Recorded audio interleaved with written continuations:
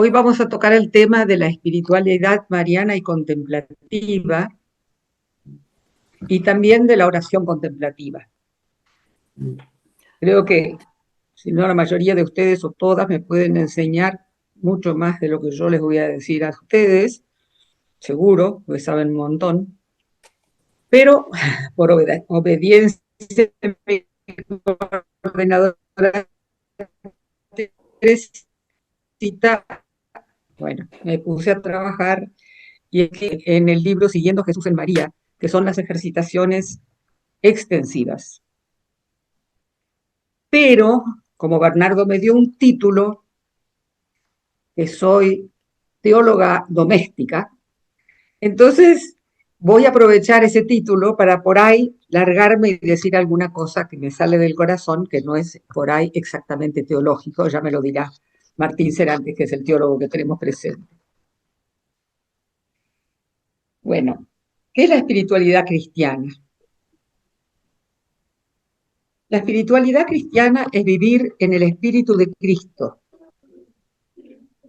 es decir, vivir como hijos del Padre y hermanos entre nosotros. Y esta vida en el espíritu de Cristo la recibimos con fe para ir acrecentándola con el amor y así podremos vivir la esperanza, aquello que tanto anhelamos, que es el reino de Dios, y que podemos ir viviéndolo desde ya, anticipándolo. Y esta vida de hijos de Dios y hermanos entre nosotros en Soledad Mariana la definimos como vida filial y fraterna en el Espíritu por Cristo hacia el Padre. Vida filial y fraterna de hijos y hermanos en el Espíritu por Cristo hacia el Padre. Y también lo decimos vida recibida con fe, obrada en el amor y anticipada por la esperanza. Es lo que yo expliqué antes, ¿no? Nosotros recibimos por la fe la vida, pero la vida del Espíritu Santo la recibimos con fe, pero la vamos acrecentando en el amor. Si vamos obrando en el amor para que se acreciente nuestra fe, y así anticipamos lo que esperamos, que es el reino. Y esta vida que recibimos de Jesús, esta vida en el Espíritu de Jesús, es mariana, es de por sí mariana. Toda espiritualidad cristiana es de por sí mariana. Si faltase el aspecto mariano, no sería una espiritualidad cristiana. Porque María es madre de Dios, perdón, es madre de Cristo y también madre de todos nosotros, que somos el cuerpo de Cristo, que es la iglesia. También María es miembro de la iglesia, es el miembro más perfecto, más excelente de la iglesia. Además, ella es modelo de vida, es modelo para que nosotros la imitemos. Además, María es mediadora de todas las gracias, es decir, Dios quiere que todo lo de Él nos venga por medio de María. Y no tenemos que olvidar que María es presencia sacramental de los rasgos maternales de Dios. Ella es presencia sacramental de los rasgos maternales de Dios. Tomando algunos papas lo que dicen sobre María en nuestra vida espiritual, el Papa Pío X decía, no hay camino más seguro y expedito que María para llegar a Cristo. El Papa Pablo VI decía, si queremos ser cristianos, debemos ser marianos. Juan Pablo II decía, todo por medio de María. Que deben de recordar que Juan Pablo II le decía a María, totus tuus, ¿no? Todo tuyo, María. Y al Papa Francisco, un sacerdote brasilero, le preguntó qué era María para él. Y él respondió, ella es mi mamá. Muy fuerte fue, porque no dijo, ella es mi madre, dijo, es mi mamá, como más cercano, más, ¿no? Más cariñoso, más, Bueno, a mí me pegó muchísimo a mi corazón esto lo que dijo. Bueno, y sabemos también que el último regalo que Jesús nos dio antes de morir fue su madre, que era el tesoro más grande que tuvo él en la vida, fue su madre. Y al lado de su madre estaba un discípulo que él amaba. Y le dice a su madre, ahí tienes a tu hijo. Le dice al discípulo amado, aquí tienes a tu madre. Pero el discípulo amado no tiene nombre. Nosotros se lo pusimos. Porque el hijo amado en realidad somos todos nosotros. Él representa a cada uno de nosotros. Es decir, que cada uno de nosotros puede muy bien decir, al pie de la cruz estábamos su madre y yo. Cualquiera de nosotros puede decir, al pie de la cruz estaba María, su madre y yo. Y como discípulo amado, la hemos recibido como madre, la hemos llevado a nuestra casa material y no solamente a nuestra casa material, con alguna imagen ni con la evidencia de ella, sino que a nuestra casa interior, es decir, a nuestro corazón. Pero María nos recibió primero. Jesús le dijo, ahí tienes a tu hijo. Y ella asumió al hijo o a los hijos, a nosotros, como madre. ¿Y qué hace una madre con sus hijos? Los lleva en su corazón, los lleva siempre en su corazón. Y más todavía, yo creo que María nos lleva en sus entrañas, nos alimenta permanentemente con el Espíritu Santo, nos va configurando con Cristo y cuando vivimos nuestra Pascua, nos da a luz en los brazos del Padre. Entonces, el recibirla a María es vivir en ella. Todo lo que hagamos, lo hacemos en el corazón de María. Y sabernos viviendo María es habiendo llevado por María a donde vamos nosotros, protegidos por ella, cuidados por ella, para siempre. Y eso de estar nosotros en ella y ella en nosotros, nos ayuda a ir identificándonos con ella, ¿no? Qué bueno sería que cada uno que nos ve a nosotros nos diga, se ve que existe la Virgen María. Y María como madre, ¿qué hace en nosotros? Bueno, María despierta nuestro corazón filial y fraterno, es decir, despierta nuestra conciencia de ser hijos de Dios y hermanos entre nosotros. Y además fomenta nuestra comunión. Y ella nos invita a vivir dos misterios que ella vivió, que en realidad son dos misterios que para Soledad Mariana son como un fundamento de la espiritualidad. Son la anunciación y la visitación. Vamos a meditar un poco en estos dos misterios. La anunciación fue un momento muy fuerte de encuentro de Dios con María, tan fuerte que ella concibió el Hijo de Dios en su seno. Y ella después de ese momento tan fuerte no se quedó regocijándose con ese gran regalo que había recibido. Se levantó y fue con prontitud, dice el Evangelio, a ayudar a su prima Isabel. Le había dicho el ángel que era vieja, pero que se había quedado embarazada, había quedado esperando un hijo que ya estaba de 6 meses. Entonces ella se fue apresuradamente para ayudar a Isabel en los quehaceres domésticos y seguramente también en el parto de Juan. Entonces con esto María nos enseña a unir la oración con el amor fraterno, ¿no? Y debe ocurrir lo mismo con nuestras vidas.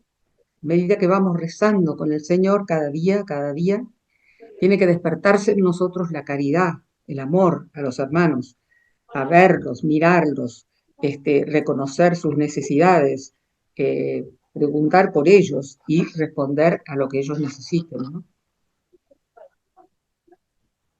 En la visitación vemos algo también para mí muy importante, porque María llega a ayudar a Isabel, pero no le cuenta enseguida lo que pasó. Habrán hablado después muchísimo, me supongo, pero en el momento que se encuentra con Isabel, la saluda. El Evangelio dice el momento que María saluda a Isabel. Isabel queda llena del Espíritu Santo. Y solamente con el saludo de María, perdón, Isabel queda llena del Espíritu Santo. Es decir, que de la presencia de María brotaba todo lo que María había vivido, su común unión con Dios, ¿no? Solo su presencia transmitía a Dios con ella. Bueno, nosotros al rezar nos vamos a ir, nos vamos llenando del Espíritu Santo. Esto nos hace encarnar a Jesús en nuestros corazones, así como María lo encarnó en su cuerpo, y cuando nos encontramos con los demás, en lugar de, no necesitamos decirles muchas cosas, con nuestra sola presencia deberíamos de llevar la presencia de Dios, Espíritu Santo. Podemos llamar estos dos misterios, la Anunciación y la Visitación, la soledad de María en la Anunciación, donde todo estaba en Dios, y la solidaridad de la Visitación, donde Dios estaba en todo. Dios salía de ella.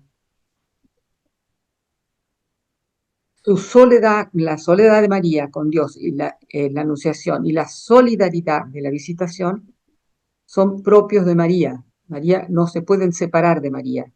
La soledad es la cara íntima de su solidaridad.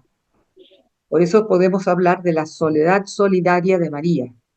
Nosotros en Soledad Mariana tendríamos que ser también solas y solidarias. ¿Y qué más hace María en nosotros? Bueno, nos enseña a vivir permanentemente en su hágase. Nos enseña a vivir en la voluntad de Dios. Su hágase fue el permanente deseo de su corazón, una permanente búsqueda de la voluntad de Dios en su vida. Por eso le dice, hágase al ángel, hágase en mí según tu palabra. Y yo estaba pensando que Jesús, humanamente hablando, recibió de sus padres, tanto María como José, que era otro orante maravilloso, recibió esto de hacer la voluntad de Dios, es decir, de querer solamente la voluntad de Dios. Por supuesto que era como Dios, vino al mundo y él tuvo en un momento dado de su vida la plena eh, claridad de que él venía de Dios para hacer la voluntad de él. Pero cuando tenía 12 años, nosotros hablamos de que se perdió en el templo. En realidad, los padres lo perdieron, pero él no hizo otra cosa que cumplir con la voluntad de su padre. Y yo estoy segura que eso se lo transmitieron sus padres de la tierra. Es decir, María y José, que era el padre de él en la tierra. ¿No? Le dice, ¿no sabían ustedes que yo tenía que estar en la casa de mi padre? Y ellos lo retaron al principio, María lo retó, pero después guardó todo en su corazón. Ella también hacía eso. Ella también dijo que sí a Dios sin siquiera avisarle a José. Luego en el huerto, ¿sabes? Conocemos ya la oración de Jesús, aleja de mí este cáliz, pero que no se haga mi voluntad sino la tuya.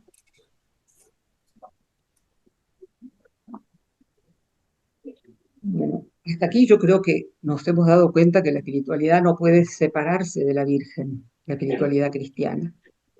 Pero también la espiritualidad cristiana, además de ser mariana, es contemplativa.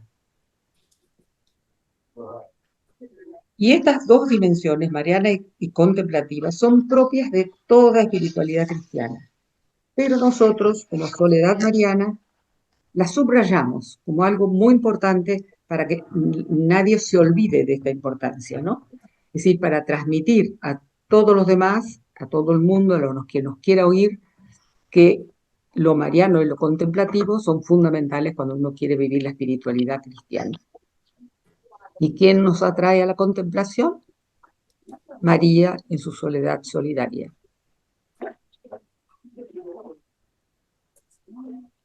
Toda la vida de María fue contemplativa.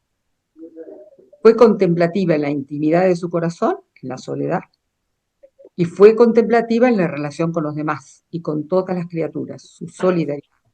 Su corazón era contemplativo. Y Dios quiere que seamos contemplativos en María.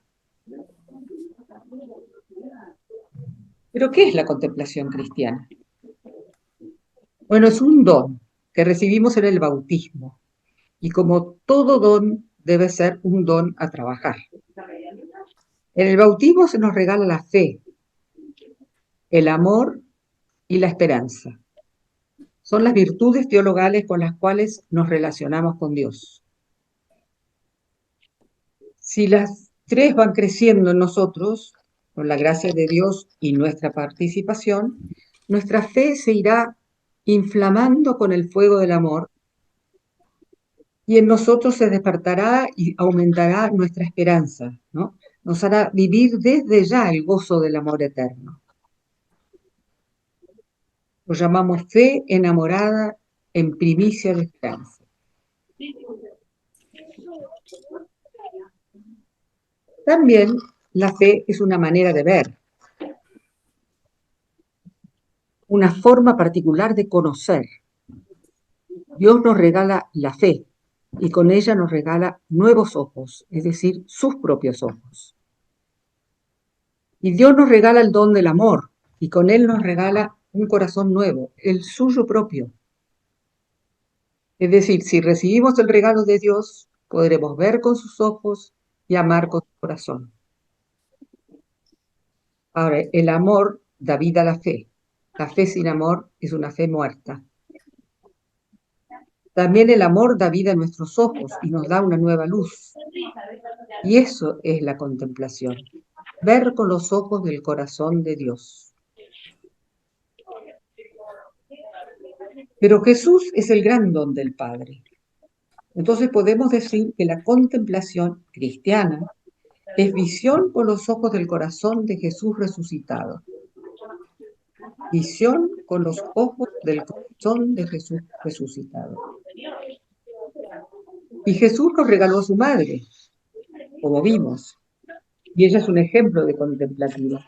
Siempre pienso que evidentemente veía el corazón de Dios, muchas cosas que pasarían en el mundo alrededor de ella, porque el misterio que Dios le regaló, de alguna manera ella, sin comprenderlo, algo entendió, porque estaba siempre su mirada en el corazón de Dios.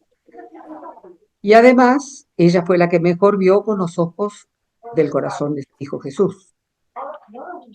Y Jesús quiere que recibamos todo lo de Él a través de María. Entonces, ¿qué mejor que dentro del corazón de María, donde está nuestro Señor, mirar y ver con los ojos de nuestro amado Jesús? Entonces queremos ser contemplativos en María.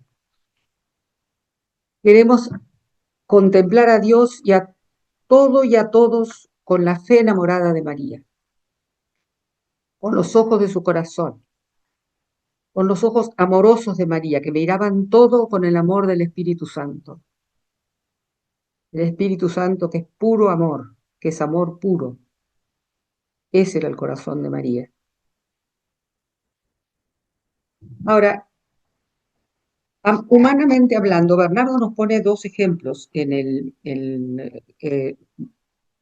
su ejercitación. Uno era de una monjita que se encuentra con un novio,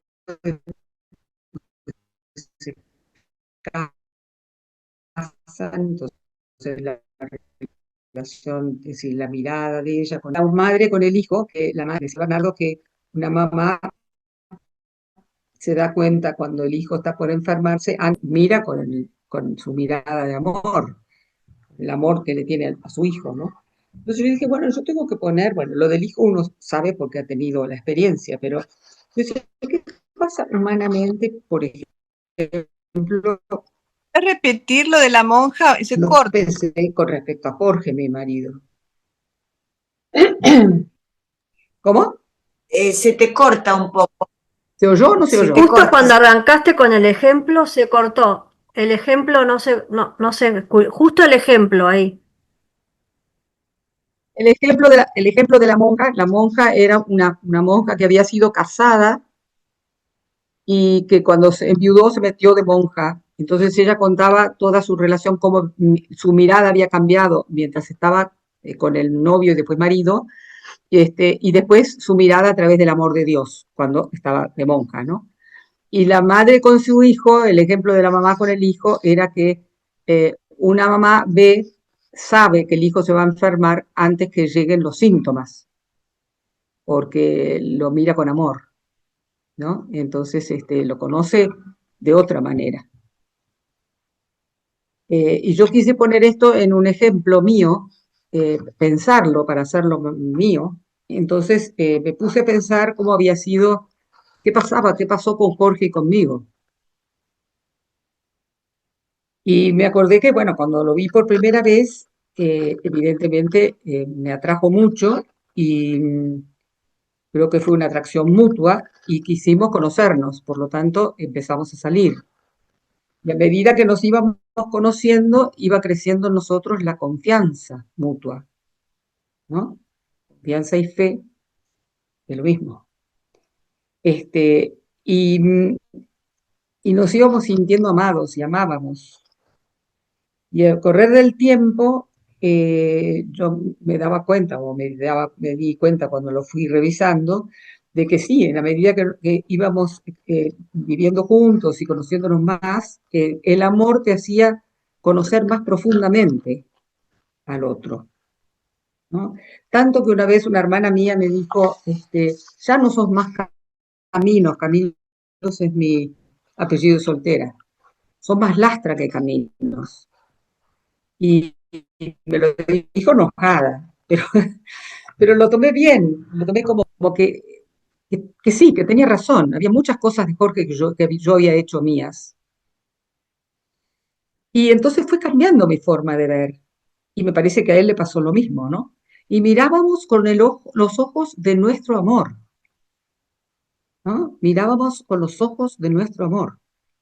Y yo creo firmemente en el sacramento del matrimonio, sé que Dios que está entre nosotros y que ama en nosotros, y que nosotros con nuestra pobre amor hacemos sinergia con el amor de Dios y Dios lo agranda de tal forma que, bueno, crece indefinidamente, ¿no? Y creo que es así, estoy segura que es así. En mi caso, hasta hoy, que ustedes saben que Jorge está con un Alzheimer muy avanzado, el amor está, el amor está. Y yo le digo a Bernardo, cuando le escribo siempre, le digo, sigo viendo con los ojos del amor de mis dos Jotas, Jorge y Jesús. El amor no muere nunca. Tomando al Evangelio, para hablar sobre esta forma de ver, San Pablo, en Éfeso 1, 15, 19, pedía siempre al Padre que ilumine los ojos del corazón de los suyos para que lo conocieran plenamente. Y Lucas nos propone el ejemplo del camino de Maús. ¿Se oye bien? El camino de Maús, ustedes conocen el camino de Maús, ¿todos o quieren que se lo lea? ¿Lo conocen? Sí. Bueno, los discípulos de Cristo, que yo creo que son marido y mujer, iban muy tristes, se iban de vuelta a sus casas, ¿no? Y de golpe le aparece el forastero, un forastero. Era Jesús, pero no lo conocieron. No lo conocieron porque tenían retenidos sus ojos. ¿Y qué retenía sus ojos? La falta de fe. Y Jesús le dice, tardos de corazón para creer. También la falta de esperanza, porque ellos mismos dicen, esperábamos que Él fuese el que debía liberar a Israel, pero ya van 2 días, ¿no? Ya han pasado 2 días y no pasaba nada, ¿no? Y también en consecuencia había falta de amor. Lucas dice, tenían semblante triste. Ahora, mientras Jesús les explicaba las escrituras, a ellos les comenzó a arder el corazón, ¿no? Arder el corazón. Es decir, que su fe iba avivándose en el amor. La fe que estaba adormecida se estaba despertando y el amor se despertaba y aumentaba y la esperanza parecía que volvía a sus corazones. Y al llegar a la casa, cuando los discípulos insisten que él se quede en la casa, cuando parte el pan y se los da, se les abrieron los ojos totalmente, lo conocieron plenamente y él se volvió invisible. Ya no necesitaban verlo, sabían que Jesús estaba vivo. Con esto, Lucas nos enseña que sin fe, esperanza y amor es imposible conocer plenamente a Jesús. Y también nos enseña que las Sagradas Escrituras nos encienden nuestras virtudes teologales y que en la Eucaristía lo conocemos por unión de amor.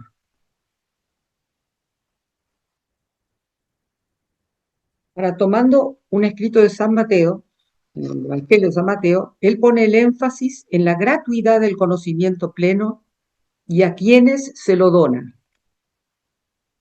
Van a recordar esto. Yo te bendigo, Padre, que dice Jesús, Señor del cielo y de la tierra, que has ocultado estas cosas a sabios y prudentes, y se las has revelado a los pequeños.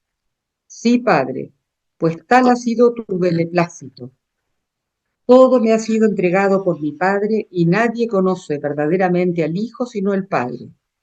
Ni al Padre le conoce plenamente nadie sino el Hijo, y a quien el Hijo se lo quiera revelar. Es decir, que para crecer en el don de la contemplación es importante ser pequeño, hay que tener asidua meditación de la palabra para que encienda nuestras virtudes teologales, hay que comulgar seguido para tener unión con Jesús y pureza de corazón. Felices los puros de corazón, porque ellos verán a Dios. Ahora, si yo quisiera hacer una síntesis bien sintética de lo que es la contemplación, diría que es vivir en el amor. Vivir en el amor. O como dice el padre Patricio en Salta, dice, vivir en modo amor. Como dicen, modo avión, modo amor.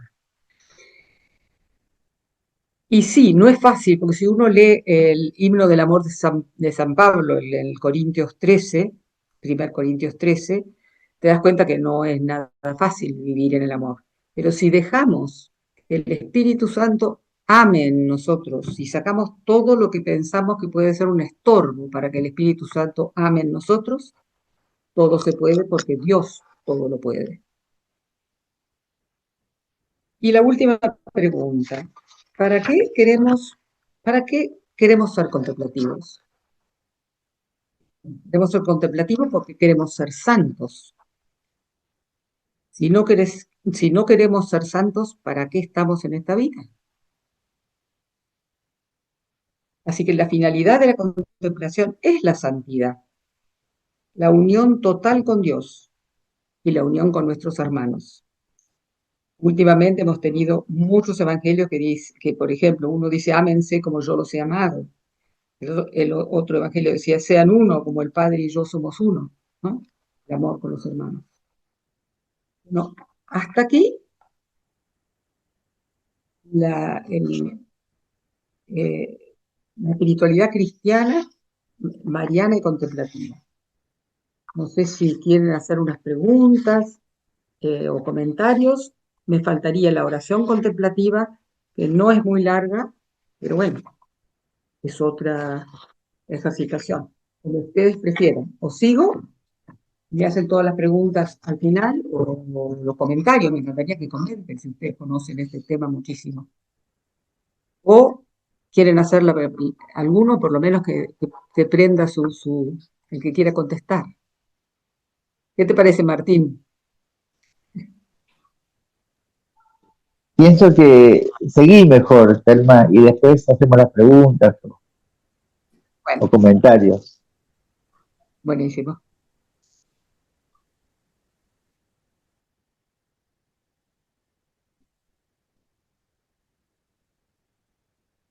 Bueno, ahora viene la ejercitación de oración contemplativa. Orar, rezar, es sencillamente comunicarse con Dios, relacionarse con Él. Ahora, como a Dios no lo vemos, necesitamos de fe, creer en Él, con quien nos relacionamos. Necesitamos esperanza, esperar en Él, saber que Él está y que nos promete la vida eterna y la vida acá, la vida en el amor. Y amarlo sabiendo que Él nos ama primero. La oración entonces es una actividad teologal, porque solo por las virtudes teologales podemos relacionarnos con Dios. Cuando oramos con estas tres virtudes teologales, nuestra oración es contemplativa, porque se va llenando de amor nuestra fe y así también aumenta nuestra esperanza. Santa Teresa dice que la oración es amistad con Dios, es tratar amigablemente con Él largos e íntimos ratos. También nos aconseja que si no tenemos maestro de oración, lo pongamos a San José. Dice, tomen este glorioso santo por maestro y no errará el camino, no errará en el camino.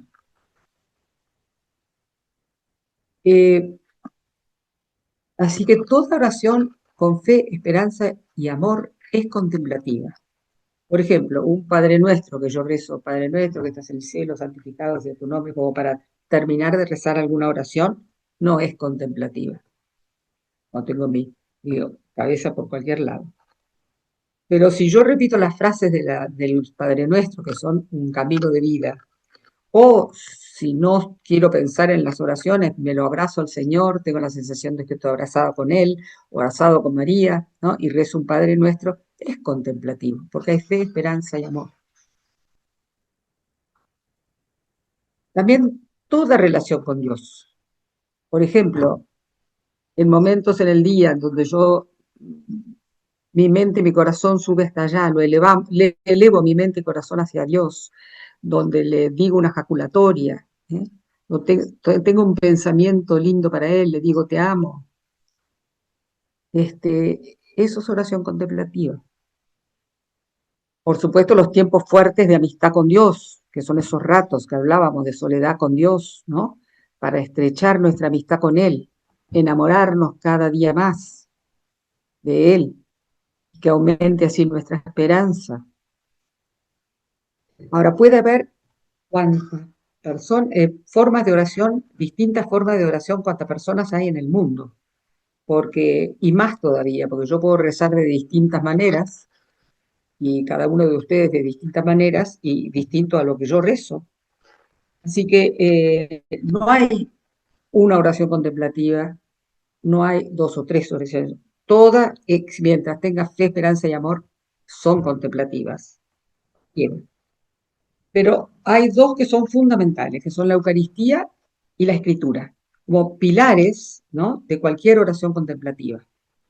Ya de la Eucaristía va a hablar José y Patricia Canulo el próximo miércoles, y después, bueno, alguien va a tocar el tema, no me acuerdo quién, de la bíblica, como llamamos nosotros, que es la Lectio Divina, y otras formas de oración que también se basan en la Escritura.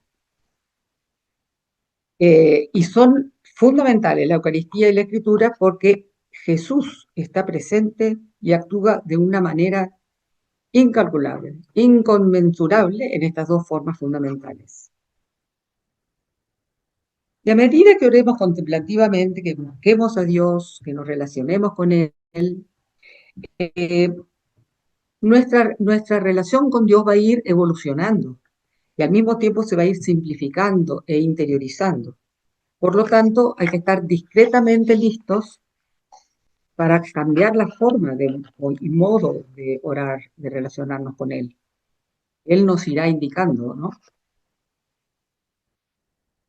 Y después hay dificultades para rezar, por supuesto que hay dificultades. Ya hemos hablado de distracciones, que hay más para tratar. Sueños, tentaciones, distracciones, sequedades y más todavía, ¿no? Bueno, lo importante es determinar las causas de estas dificultades, ¿no? Por ejemplo, hablando del sueño, si yo duermo, dejo la oración para la noche, mi tiempo fuerte con el Señor, lo más probable, después del cansancio del día, que me quede dormida. Entonces, bueno, ahí hay una causa, cambiemos de horario de oración, ese tiempo fuerte, ¿no? Luego, muchas personas dicen, no tengo tiempo para rezar, pero así como hemos visto, un suspiro de amor, Señor, estoy contigo, Señor, gracias por tu amor, no lleva tiempo, tampoco lleva tiempo una ejaculatoria, uno puede estar en plena actividad y rezar una ejaculatoria, puede uno estar con el corazón en Dios y estar trabajando. Y se oye decir también, no siento nada. Entonces uno se pregunta, amor no es solo sentir, el amor está en el querer, yo quiero, ¿no? Amor es querer, y mucho más que eso. Yo siempre pongo como ejemplo a una madre que muchos de nosotros, si no todos tenemos el ejemplo, la experiencia, el bebito que placer de nuestra vida, lo que más queremos, bueno, a la noche te llega, te llora a las 10 de la noche, después te llora a 10:30, después te llora 11:30, después te llora a las 12, después te llora a la 1, y bueno, cuando ya son 5 o 6 veces que te despierta a la noche para llorar, me gustaría saber que me expliques a mamá, por lo menos yo tengo la experiencia, de qué siento en ese momento, qué sentís. Bueno, evidentemente sentís cansancio, sentís ganas de decirle, ay, chiquito, por favor, no llores más. Pero hay amor, porque uno se levanta, lo alza, le da el agua, lo trata bien, lo quiere, lo abraza, lo pone en la cama de vuelta, le pone el chupete, se duerme otra vez y se vuelve a la cama, sabiendo que en media hora por ahí está despierto otra vez. Es decir, uno lo quiere, pero no necesariamente el querer, el amor se une al sentimiento en algunos momentos. Siempre le decía a Jorge también que en nuestra relación había momentos que estábamos enojados uno con el otro, pero que había algo por detrás que no se movía, y eso era el amor.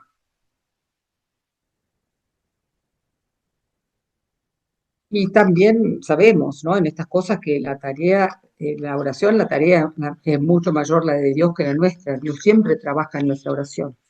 Y obviamente para Él no hay nada imposible, a pesar de nuestras pobrezas. Así que la oración la puede transformar en algo para Él.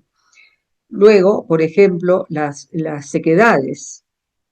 La vez pasada Martín mandó un testimonio de él en el grupo interregional, el famoso Agustín, el chiquito, que le fue a preguntar a Martín por el sentido de la vida, y Martín le dio en la homilía, fue impresionante, porque Martín contó que pasó 4 años, rezando sin sentir absolutamente nada, no sabía qué es lo que estaba haciendo, pero siguió rezando y siguió rezando y siguió rezando, poniéndose ahí. Bueno, puede estar seguro Martín que esa oración fue la contemplativa más perfecta, ¿no? Porque se olvidó de sí mismo y se fue transformando en el amado. ¿Y qué pasó? Jesús le regaló una gracia muy grande, que fue nos contaba Martín, que fue la de eh, ¿cómo se llama? ¿Viste cómo se me van las palabras? Una gotita de sabiduría. Gotita no, más de una gota de sabiduría que le llegó Divina. al corazón y donde toda ¿cómo se llama? Tu sinsentido se volvió sentido, ¿no? Sí. En la vida. Fue muy lindo, fue muy lindo. Bueno, antes de terminar, recordemos algo importante. Jesús, con su espíritu, es nuestro maestro de oración. Es decir, nuestra oración contemplativa es participación de la oración contemplativa del único orante y el único contemplativo que es Jesús. Y también no nos olvidemos que nuestra oración contemplativa la hacemos siempre en María, que es su madre. ¿No es el mejor lugar para encontrarnos con Jesús?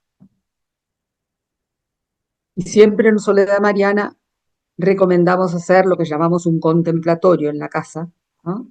Que sería un lugar donde se pone alguna imagen, una cruz, ¿no?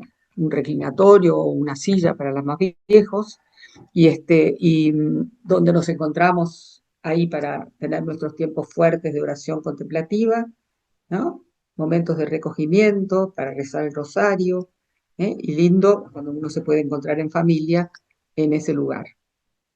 Bueno, y como estuvimos hablando de oración, qué importante sería que recemos unos por otros, no solamente los que estamos aquí presentes, sino a todo el movimiento y bueno, y a todos los que queremos, ¿no? No nos olvidemos, recemos unos por otros. Y para terminar, María querida, querría que María me ponga en la oración a San José y que la recemos, ya que él fue gran orante y gran contemplativo.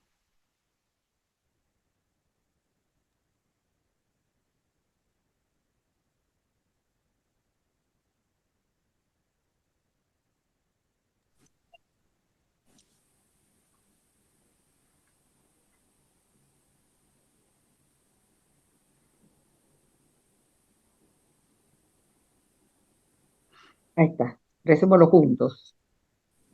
José joven, en quien Dios se confió, Te confío, esposo de nuestra nuestra Madre, Virgen María. María. Dame Dame parte parte en la intimidad de tu secreto. Córrelo, María. ¿Ya lo corrí? ¿No se ve?